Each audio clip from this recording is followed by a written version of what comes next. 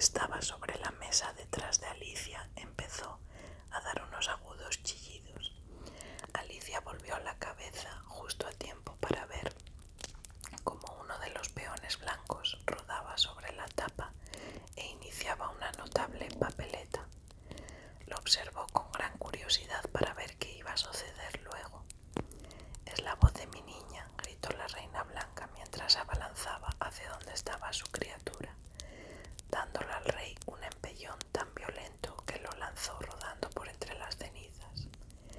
«Mi precioso lirio, mi imperial menina», y empezó a trepar como podía por el guardafuegos de la chimenea. «Necedades imperiales», bufó el rey, frotándose la nariz, que se había herido al caer y desde luego tenía derecho a estar algo irritado. Con la reina, pues estaba cubierto de cenizas de pies a cabeza. Alicia estaba muy ansiosa por ser de alguna utilidad y como veía que a la pobre pequeña que llamaban Lirio estaba a punto de darle un ataque a fuerza de vociferar, se apresuró a auxiliar a la reina. Cogiéndola con la mano y levantándola por los aires, la situó sobre la mesa al lado de su ruidosa hijita. La reina se quedó pasmada del susto. La súbita trayectoria por los aires la había dejado sin aliento y durante 1 o 2 minutos no pudo hacer otra cosa que abrazar silenciosamente a su pequeño lirio. Tan pronto hubo recobrado el habla, le gritó al rey, que seguía sentado muy enfurruñado entre las cenizas: «Cuidado con el volcán». «¿Qué volcán?», preguntó el rey mirando con ansiedad hacia el fuego de la chimenea, como si pensara que aquel fuese el lugar más indicado para encontrar uno. «Me lanzó por los aires», jadeó la reina, que aún no había recobrado del todo el aliento. «Procura subir aquí arriba por el camino de costumbre. Ten cuidado. No dejes que una explosión te haga volar por los aires». Alicia observó al rey blanco mientras que éste trepaba trabajosamente de barra en barra por el guardafuegos, hasta que por fin le dijo: «Hombre, a ese paso vas a tardar horas y horas en llegar encima de la mesa. ¿No sería mejor que te ayudase un poco?». Pero el rey siguió adelante sin prestarle la menor atención. Era evidente que no podía ni oírla ni verla. Así pues, Alicia lo cogió muy delicadamente y lo levantó por el aire llevándolo hacia la mesa mucho más despacio de lo que le había hecho con la reina, para no sobresaltarlo, pero antes de depositarlo en ella quiso aprovechar para limpiarlo un poco, pues estaba realmente cubierto de cenizas. Más tarde, Alicia diría que nunca en toda su vida había visto una cara como la que puso el rey entonces, cuando se encontró suspendido en el aire por una mano invisible, que además le estaba quitando el polvo. Estaba demasiado atónito para emitir sonido alguno, pero se le desorbitaban los ojos y se le iban poniendo cada vez más redondos mientras la boca se le abría más y más. A Alicia empezó a temblarle la mano de la risa que le estaba entrando de verlo así y estuvo a punto de dejarlo caer al suelo. «Ay, por Dios, no pongas esa cara, amigo», exclamó, olvidándose por completo de que el rey no podía oírla. «Me estás haciendo reír de tal manera que apenas si puedo sostenerte con la mano, y no abras tanto la boca que se te va a llenar de cenizas. Vaya, ya me parece que estás bastante limpio», añadió mientras le alisaba los cabellos y lo depositaba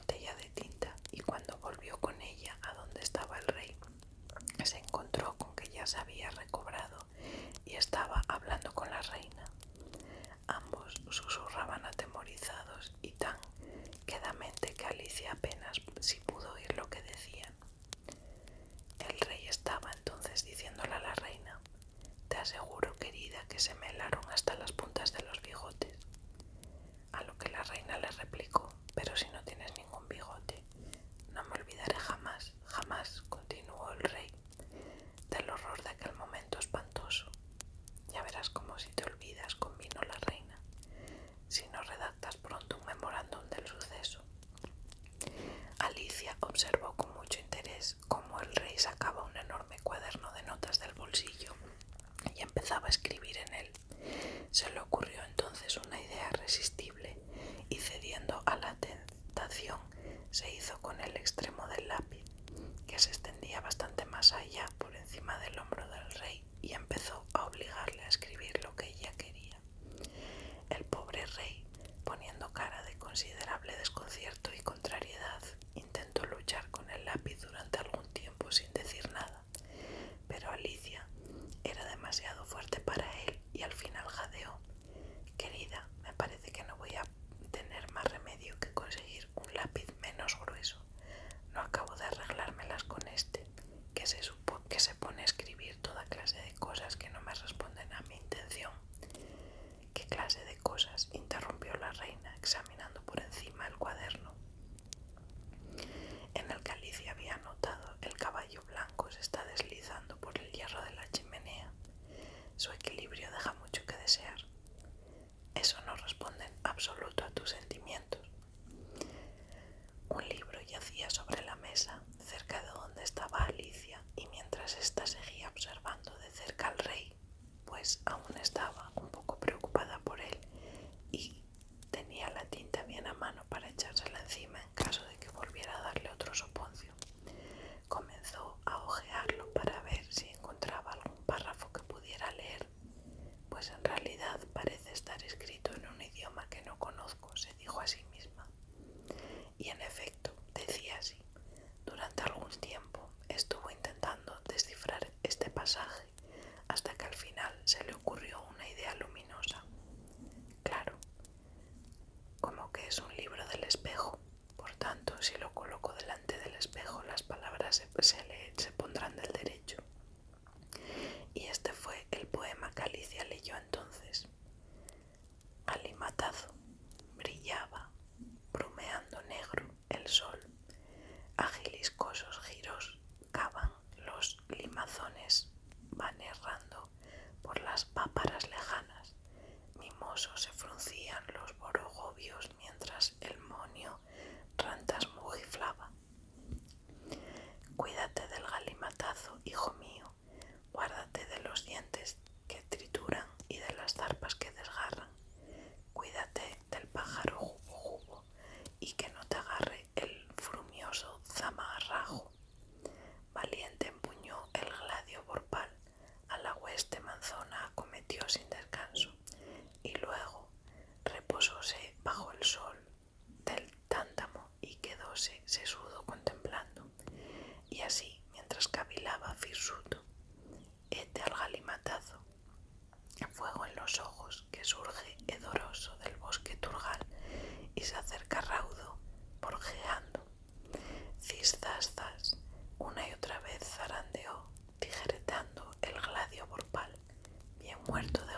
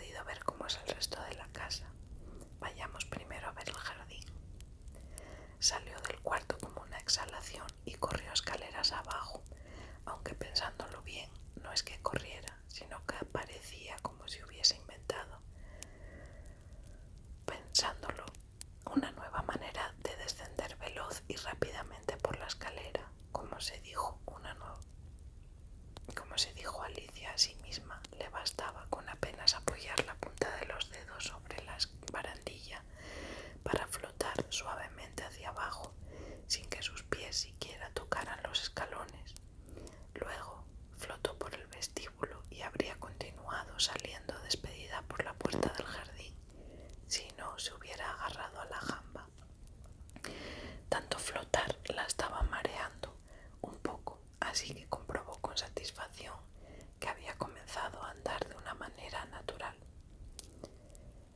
El jardín de las flores vivas. Veré mucho mejor cómo es el jardín, se dijo Alicia, si puedo subir a la cumbre de aquella colina y aquí veo un sendero que conduce derecho allá arriba. Bueno, lo que es derecho, desde luego no va, aseguró cuando al andar unos cuantos metros se encontró con que daba toda clase de vueltas y revueltas, pero supongo que llegará allá arriba al final.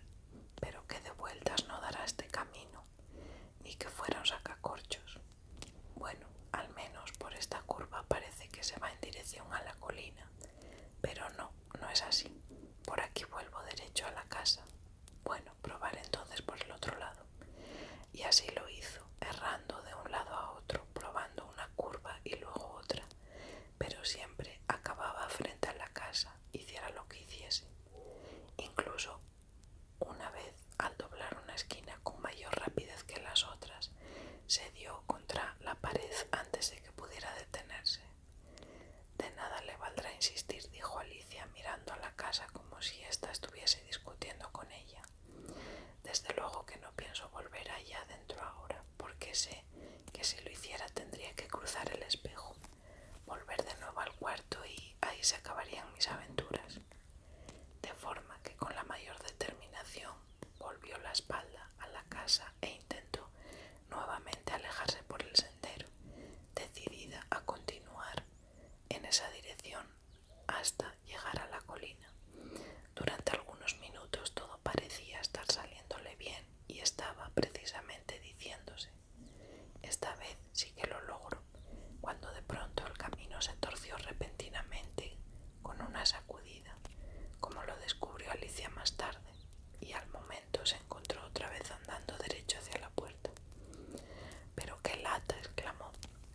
«Nunca he visto en toda mi vida una casa que estuviese tanto en el camino de una, que estorbo». Y sin embargo, ahí estaba la colina, a plena vista de Alicia, de forma que no le cabía otra cosa que empezar de nuevo. Esta vez el camino la llevó hacia un gran macizo de flores, bordeado de margaritas, con un guayabo plantado en el medio. «Oh, lirio irisado», dijo Alicia, dirigiéndose hacia la flor de esa especie que se mecía dulcemente con la brisa. «¿Cómo me gustaría que me pudieses hablar?» «Pues claro que podemos hablar», rompió a decir el lirio, «pero solo lo hacemos cuando hay alguien con quien valga la pena hacerlo». Alicia se quedó tan atónita que no pudo decir ni una palabra durante algún rato. El asombro la dejó sin habla. Al final, y como el lirio solo continuaba meciéndose suavemente, se decidió a decirle con una voz muy tímida, casi un susurro: «¿Y pueden hablar también las demás flores?» «También como tú», replicó el iris, «y desde luego bastante más alto que tú. Por cortesía no nos corresponde a nosotras hablar primero, ¿no es verdad?», dijo la rosa. «Pero ya me estaba yo preguntando cuándo ibas a hablar de una vez. Pues no debe faltársele el seso, aunque no parezca tampoco muy inteligente.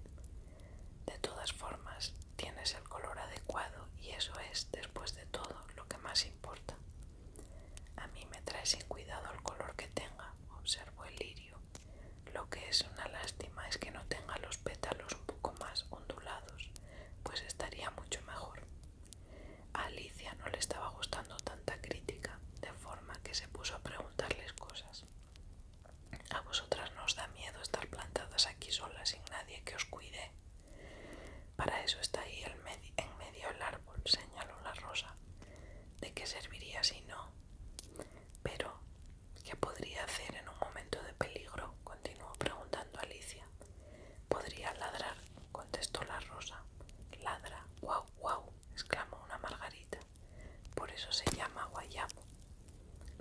digas eso.